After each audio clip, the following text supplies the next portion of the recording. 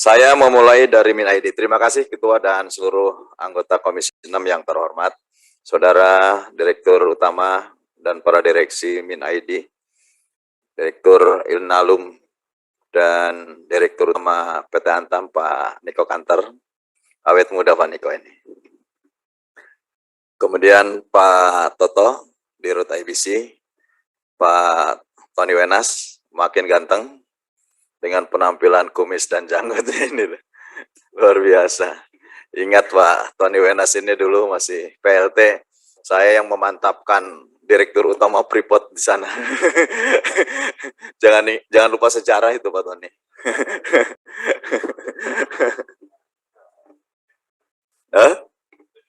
Feedback. Enggak, saya mau uji aja. Soalnya kok awet-awet muda rasanya semakin tua gitu. Pak Hendy ada. Saya ke Min ID. Pak Hendy ini tangan dingin orangnya. Mudah-mudahan bisa memperbaiki seluruh struktur korporasi, khususnya BUMN pertambangan. Saya memuji bukan karena untuk membaik-baiki Pak Hendy, tapi memuji itu hati-hati.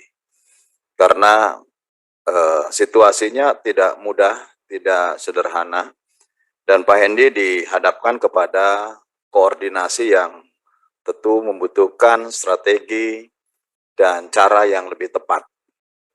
Malah saya berpikir kalau melihat komposisi saham dengan Antam 65%. Antam kan sudah menjadi perusahaan terbuka juga. Sudah terbuka ya Pak Niko ya. Kemudian dengan Freeport yang meskipun 51,23% tapi masih sangat bergantung kepada Freeport Internasional. Sangat bergantung menurut saya. Tidak sepenuhnya 51% itu Pak Tony Wenas punya kekuatan di situ. Saya yakin gitu ya, keyakinan saya tapi. Kemudian Bukit Asam hanya 65,93%. Hanya Inalum yang betul-betul dipegang utuh sama Pak Hendy. Timah 65%, dan ini hampir semuanya sudah terbuka gitu. Jadi sebagai holding seperti apa sih gitu mengkoordinasikan dan mengkonsolidasikan baik dari sisi keuntungan dan investasi. Kewenangan Pak Hendy sejauh mana dihadapkan kepada anak-anak atau kepada subholding yang menurut saya ini juga dihadapkan kepada kepemilikan publik. Ini tidak mudah. Oleh karenanya, saya ingin mendengarkan tangan dingin Pak Hendy ketika memperbaiki semen Indonesia. Sehingga betul-betul juga ke depan bisa menggaransi bahwa di perusahaan-perusahaan pertambangan ini benar-benar menjadi tambang bagi fiskal negara. Itu pertama Pak Hendy. Yang kedua, dengan kemampuan keuangan yang ada, membentuk IBC, Indonesian Battery Corporation, yang saya tadi mendengarkan di virtual karena saya harus ke Sentul dulu. Rasa-rasanya agak terlambat, agak lambat nih. Bener nggak gini Pak Toto ya? Pak Hendy lah ke holdingnya. Kalau 25% dimiliki Pertamina, Pertamina sedang ada persoalan juga dengan persoalan keuangannya. Kemudian 25% dimiliki oleh PLN. PLN apakah juga memiliki keuangan yang cukup? Menurut saya baru di atas kertas. Kemampuan keuangannya baru di atas kertas. Setiap tahun masih membutuhkan 10 triliun penyertaan modal negara dari Komisi 6 ini. Apalagi Antam. Justru saya tadi putar-putar Pak Niko mencari sudah sejauh mana sih Antam ini sekarang memiliki kemampuan keuangan. Karena ini hubungannya sangat erat dengan akselerasi untuk bisa menyelesaikan IBC dengan percepatan yang sesuai dengan target yang diinginkan oleh Presiden. Karena kalau saya mau berkata jujur ya, pembentukan beberapa holding atau beberapa korporasi yang baru, yang ini merupakan kepemilikan saham dari beberapa BUMN, ini kan didasarkan kepada penugasan ataupun direktifnya Presiden. Kalau kepada inisiatif masing-masing company menurut saya bukan gitu ya. Ini didasarkan kepada direktif yang memang ingin ada capaian lebih agresif gitu. Jadi nanti saya mohon pengakuan yang lebih jujur lah gitu ya. Yang ketiga, tentu kami mendukung karena eranya gitu ya ke depan, bahwa eranya listrik ini menjadi atau elektrik ini menjadi teknologi masa depan. Karena ada batasan terhadap kemampuan negara maupun kemampuan bumi ini untuk menghasilkan dari energi yang berbasiskan fosil. Tetapi karena sama-sama energi yang tak terbarukan, kan sama saja pertambangan ini kan energi tak terbarukan. Misal untuk bahan baku baterai ini kan dari nikel ya, Pak Niko. Seberapa besar sih sebetulnya Antam memproduksi nikel ini? Seberapa besar? Saya seperti yang tadi disampaikan di virtual, interupsi sebentar, pada waktu saya berkunjung ke Morowali itu, justru mereka juga untuk bahan baku masih kekurangan.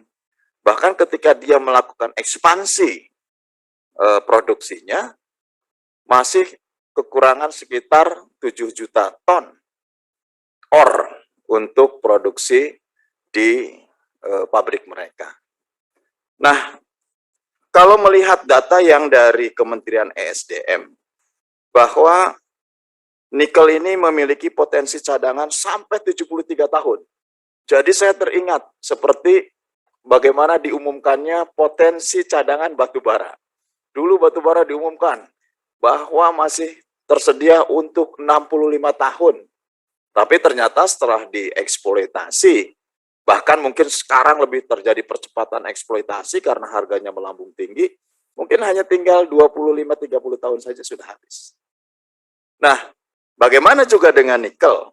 Jika kemudian kebutuhan terhadap baterai ini meningkat, bahkan tadi kalau untuk memenuhi pasar dunia potensinya masih tinggi, seberapa lama kemampuan sumber daya alam lokal ini untuk bisa memenuhi itu? Kalau pada akhirnya harus impor, menurut saya negara lain juga akan mulai bertahan dengan itu. Oleh karenanya, pemikiran saya tidak menutup kemungkinan, mungkin dalam 1-2 dekade ke depan, ini justru akan ditemukan kembali teknologi yang mungkin saja tidak membutuhkan nikel. Gitu. Mungkin saja tidak membutuhkan nikel. Gitu. Pasti ada mineral lain yang tentu ini bisa menjadi sebagai bahan energi. Bahkan kalau di luar kita sudah menggunakan energi nuklir, kita aja masih berdebat terus nuklir ini. Karena pasti menjadi keniscayaan ketika mengurangi terhadap penggunaan oil and gas, pasti kebutuhan terhadap eksploitasi sumber daya pertambangan ini juga akan meningkat. Kan ini hukum besinya kan begitu. Nah kalau kemudian setiap tahunnya dieksploitasi 24 juta ton, 73 tahun kan ini besar sekali. Padahal realita justru pabrik-pabrik yang membutuhkan untuk membuat sendok saja saat ini masih kekurangan besar sekali. Ini pertanyaan besar terhadap Direktur Utama PT Inalum yang juga Direktur Utama Holding Min ID. Jadi Pak Hendi mohon dijawab tuh koordinasi, sehingga bukan hanya dari posisi teknis ya, tetapi dari struktur konsolidasinya juga seperti apa. Kalau Pak Hendi tangan dinginnya nggak kepake kan percuma ini ya. Jadi harus ada juga pengakuan yang jujur, sehingga Komisi 6 juga bisa memberikan sumbang saran yang positif. Kalau dukung pasti dukunglah. Toh ini untuk kebaikan bangsa dan negara serta rakyat Indonesia. Kepada Antam khusus, Pak Niko, selain nikel, boksit dan alumina, serta perak, bagaimana kemampuan dan kekuatan Antam ini saat ini? Apakah ada desain baru Antam setelah Pak Niko ini ada? Gitu. Jangan sampai desainnya sama-sama seperti yang lama. Bahkan pada waktu Direktur Utamanya Pak Ari ya, sebelumnya itu ya, sebelum Pak Niko, sebelumnya lagi Pak Ari ya. Saya waktu masih pimpinan Komisi 7, dia mengakui dalam rapat, Pak, saya lebih baik kalau dihadapkan kepada situasi korporasi seperti ini, saya akan mundur dari Jadi begitu kreditnya situasi Antam pada saat itu, saya kira mengakibatkan direktur utama kelihatannya tidak mampu menghadapi situasinya. Nah, oleh karena itu, bagaimana Pak Niko? Pak Niko Kantor ini kan perjalanan juga panjang. Saya dulu di BP itu direkrut eranya Pak Niko. Jadi saya tidak pernah melupakan seseorang gitu ya. Pak Niko pasti punya desain baru. Seperti apa desain baru sehingga betul-betul bisa meramu Antam ini menjadi sesuatu yang lebih prospektif ke depan. Kemudian Freeport, Pak Tony Wenas ini juga sama. Ini menjadi dirut yang bisa paling panjang di Freeport menurut saya. Sudah 4 tahun ya Pak Tony ya. Dibandingkan dengan yang lain-lain kan biasanya nggak lama itu jadi direktur Freeport itu. Sebentar jatuh. Ini lama loh Pak Tony. Mudah-mudahan terus agak lama dikit lah. Bisa ada rekod baru gitu ya. Karena pinter nyanyi, Pak. Bukan nyanyi Pak, ngeband Pak. Kalau urusan nyanyi kita bisa nyanyi Pak semua. Tapi kalau ini ngeband Pak, gitu. Nah, dan menurut saya pasti punya prestasi dengan tetap bertahan ini pasti punya prestasi. Dulunya di Inco, di Inco saya sempat berkunjung juga Pak Tony waktu itu ya. Nah, tidak mudah menurut saya mengelola Freeport, terutama dengan kondisi sosial yang ada di sana. Apakah juga memindahkan smelter dari resourcesnya yang ada di Papua ke Gresik ini justru inefisiensi? Atau pandangan Pak Tony Wenas seperti apa? Karena hilirisasi kan menjadi penting masa depan Indonesia untuk bisa tumbuhnya surplus perdagangan dalam negeri itu kan karena juga dipicu oleh hilirisasi. Kalau hilirisasi ini nggak ketat, TKDN ini nggak ketat, menurut saya pasti defisit terhadap neraca perdagangan ekspor-impor kita. Tapi karena itulah kemudian sekarang menjadi lebih baik dan surplus. Tetapi satu hal yang menurut saya ini menjadi pertanyaan klasik, bagaimana dengan tilingnya yang di Sungai Agawago dan di Sungai Azqua? Itu pernah saya ninjau di sana, pernah saya mendarat juga di di pelabuhannya. Ini kan belum ada hal yang baru menurut saya. Belum ada hal yang baru. Jangan sampai bahwa salah satu alasan membuat smelter di Gresik itu merupakan bagian menghindari persoalan di Papua misalkan. Saya tidak punya pretensi ke sana. Tapi saya kira dua persoalan yang ini harus dijawab oleh Pak Tony Wenas pada kesempatan hari ini. Yang terakhir untuk IBC, kapan bisa diselesaikan pabrik baterainya Indonesia ini? Dan kalau tadi seluruhnya tidak bisa mandiri, kerjasama, saya kira keniscayaan masa depan juga kerjasama, karena pasti kita butuh market, butuh akses permodalan, butuh akses teknologi, dan lain sebagainya. Sejauh mana nilai tambah yang nanti akan diperoleh? Apakah ada nggak catatan-catatannya Pak Toto, bagaimana menghitung terhadap nilai tambah yang akan diperoleh oleh Indonesia yang berdasarkan kerjasama ini? Jangan sampai justru kita hanya kebagian untuk menyiapkan sumber daya alamnya, menyiapkan bahan bakunya, selebihnya untuk keuntungan mereka ambil semua. Ini kan pinter-pinternya negara-negara kapitalis kan seperti itu. Dia siapkan tangga, begitu kita mau naik, tangganya diruntuhin gitu.